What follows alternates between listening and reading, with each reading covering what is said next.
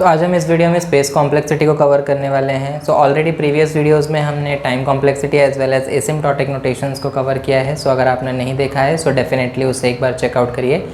आज हम space complexity को देखने वाले हैं। पहले हम इसके डेफिनेशन से ही स्टार्ट करते हैं। Space complexity of an algorithm is the total space taken by the algorithm with respect to input size.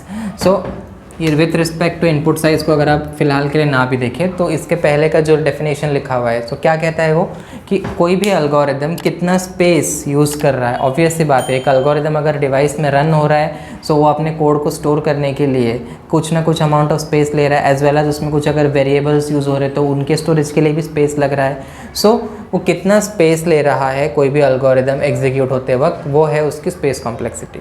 Now again यहाँ पर भी सेम थिंग है। हम यहाँ पे क्या देखते हैं, with respect to input size, मतलब जो इनपुट एल्गोरिदम ले रहा है उसके हिसाब से उसका स्पेस जो है वो बढ़ रहा है या कम हो रहा है। ऑन दैट पैरामीटर हम यहाँ पे स्पेस कॉम्प्लेक्सिटी को मेजर करते हैं। अगेन यहाँ पर भी स्पेस कॉम्प्लेक्सिटी को मेजर करने के लिए हम एसिम्प्टोटिक नोटेशंस का ही यूज़ करने वाले हैं, big O, big omega, big theta. और उसमें भी जैसे आप जानते हैं वर्स्ट केसेस के लिए ही हमारा ज़्यादा फोकस होता है। अगेन हम यहाँ पे बिग ओ पे ही ज़्यादा प्रेफरेंस देंगे।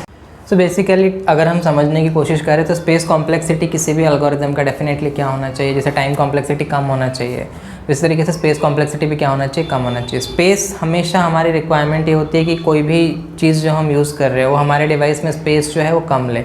अगर सिंपल सा एग्जांपल देखें तो हम फेसबुक का जो अगर आप ओरिजिनल ऐप देखेंगे तो उसका साइज़ काफ़ी ज़्यादा है, वहीं अगर आप उसका लाइट वर्जन इंस्टॉल करते तो उसका स्पेस जो है वो कम है। डेफिनेटली हम प्रेफर लाइट वर्जन को करते हैं क्योंकि हमें स्पेस रिक्वायरमेंट हमेशा क्या चाहिए होती है, कम चाहिए होती है। हम चाहते हैं कि स्पेस जो है हमारा वो कम यूटिलाइज हो।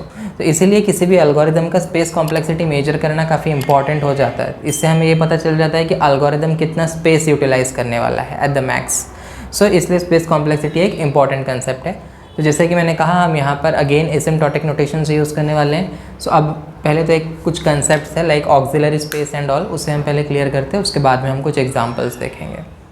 ऑक्सिलरी स्पेस बेसिकली क्या होता है, तो ऑक्सिलरी स्पेस इज एक्स्ट्रा और स्पेस और temporary space used by N algorithm. एक एल्गोरिदम के कोड को बेसिकली स्टोर होने के लिए जो अमाउंट ऑफ स्पेस लगता है उससे हम बोल सकते हैं कि वो ऑक्सिलरी स्पेस है।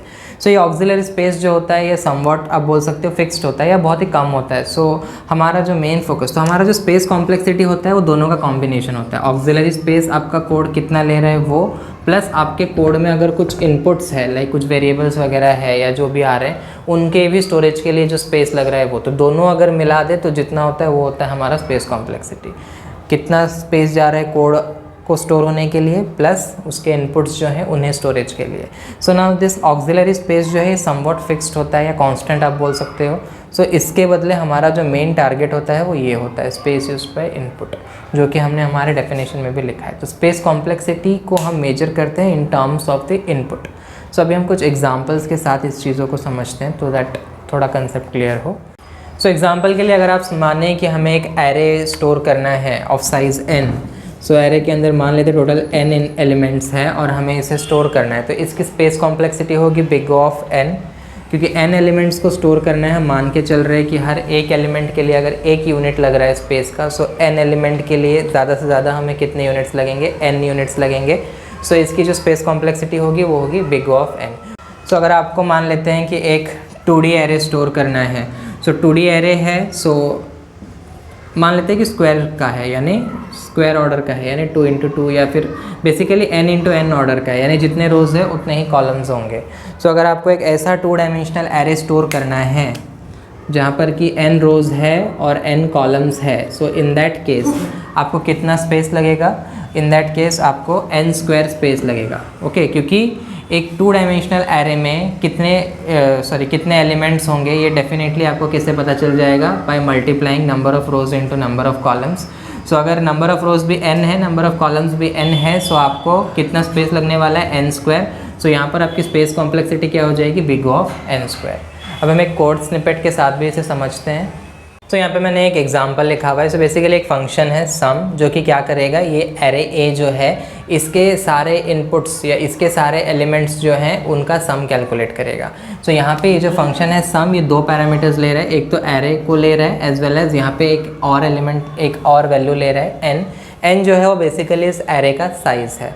सो अभी यहाँ पे कोड सिंपल सा लिखा हुआ है, ये सम एक वेरिएबल है जो कि इनिशियली 0 है, फिर for i is equals to 1 to n, 1 से लेके n, यानी एरे के साइज़ जब तक है, मतलब एरे में जितने एलिमेंट्स है तब तक हमें क्या करना है, सम का वैल्यू को चेंज करते रहना है। तो सम विल बी इक्वल टू जो पहले से सम था वो that plus a of i, यानी एरे जो है a, उसके ith इंडेक्स में जो भी एलिमेंट है उससे हम क्या करते जाएंगे, प्लस करते करते जाएंगे। So this will basically be 0, क्योंकि 0th इंडेक्स से स्टार्ट होता है, और यहाँ पर n-1 में हम ले सकते हैं। Okay, so this is a dummy code, just ignore the changes.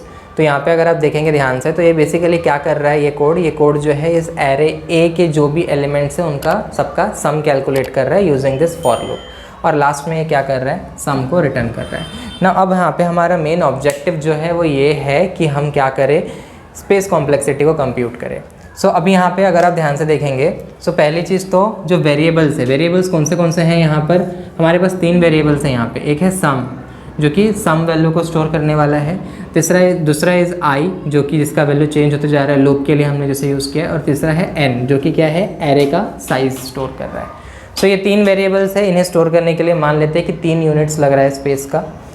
उसी तरीके से एरे जो है, यहाँ पे ये एरे है, अब एरे का साइज़ हमने कुछ फिक्स नहीं लिया है, एरे का साइज़ हम बोल रहे हैं कि n एलिमेंट्स है, तो डेफिनेटली वो सारे एलिमेंट्स को हमें स्टोर कराना पड़ेगा, और वो सारे एलिमेंट्स को स्टोर कराने के लिए हम मान लेते हैं हमें कितना लग रहा है, n यूनिट्स लग रहा है। जितने एलिमेंट्स है उतना स्पेस यूनिट्स लग रहा है एरे के एलिमेंट्स को स्टोर करने। सो वही यहाँ पे लिखा हुआ है, टू स्टोर द वेरिएबल्स जो कि 3 है उनके लिए 3 यूनिट्स लग रहा है, और एरे जिसका साइज़ n है उसे स्टोर करने के लिए हमें n यूनिट्स लग रहा है। सो टोटल स्पेस कॉम्प्लेक्सिटी अगर हम बोले तो क्या होगा, n+3। अगेन यहाँ पर ये वाला जो पार्ट है ये कांस्टेंट है, सो ये नेग्लिजिबल है, तो हम बोल सकते हैं कि हमारा जो स्पेस कॉम्प्लेक्सिटी है वो क्या होगा, पिग ऑफ n। सो ये बेसिकली यहाँ पे हमारा जो स्पेस कॉम्प्लेक्सिटी है वो लीनियर है, तो डिपेंड्स ऑन n। तो अगर आपका n का वैल्यू ज़्यादा है तो आपको ज़्यादा स्पेस लगेगा, अगर आपका n का वैल्यू कम है तो आपको कम स्पेस लगेगा। So that's it, space complexity. So I hope आपको ये कंसेप्ट पूरा क्लियर हुआ होगा। Space complexity as well as time complexity दोनों ही काफ़ी इंपॉर्टेंट है in terms of algorithm. So आगे आने वाले वीडियोज़ में हम searching algorithms as well as sorting algorithms देखेंगे, so stay tuned for that.